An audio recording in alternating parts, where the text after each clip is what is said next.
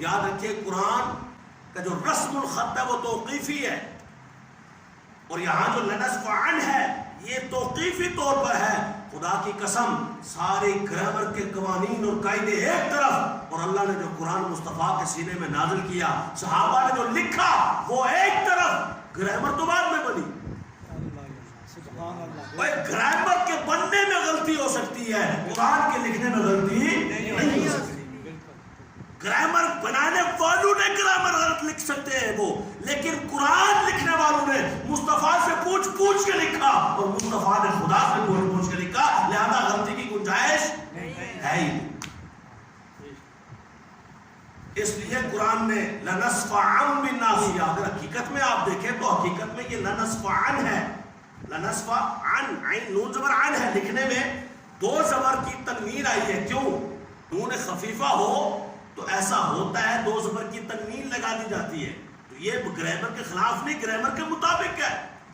پہلی بات یہ کہ گرامر کے خلاف بھی ہو تو گرامر بعد میں بنی، قرآن پہلے لکھا گیا۔ گرامر کی کتابیں بعد میں لکھی گئی، قرآن پہلے لکھا گیا، عربی گرامر بعد میں لکھی گئی، لہذا ہم کہیں گے وہ گرامر والوں نے تو گرامر میں غلطی کی ہوگی، لیکن مصطفیٰ کے صحابہ نے قرآن میں غلطی نہیں کی۔ اور دوسری بات، جہاں تک بات ہے گرامر کی، تو گرامر کے لحاظ سے بھی یہ غلط نہیں، 100% صحیح ہے، کیونکہ کبھی ایسا ہوتا ہے کہ نون خفیفہ اور دو زبر کی تنوین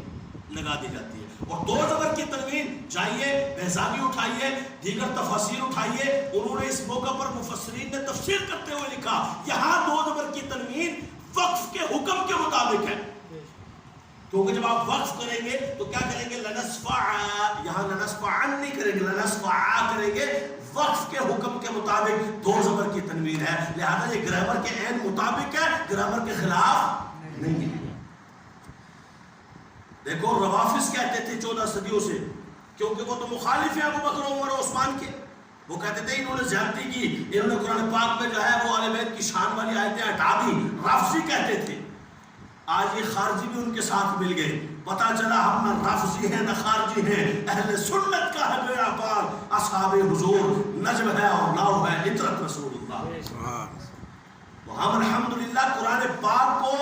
الف سے لے کے یا تک، الحمدللہ سے لے کے والناس تک بالکل صحیح مانتے ہیں، نہ گرامر کی غلطی ہے نہ کسی اور اعتبار سے اللہ نے اس میں غلطی رہنے دی، بلکہ آج تک سینہ بسینہ سنیوں کے سینوں میں، حافظوں کے سینوں میں یہ محفوظ ہے، اور صبح قیامت تک مسلمان اسی طرح اس قرآن پاک کو لے کے چلتے رہیں گے انشاءاللہ،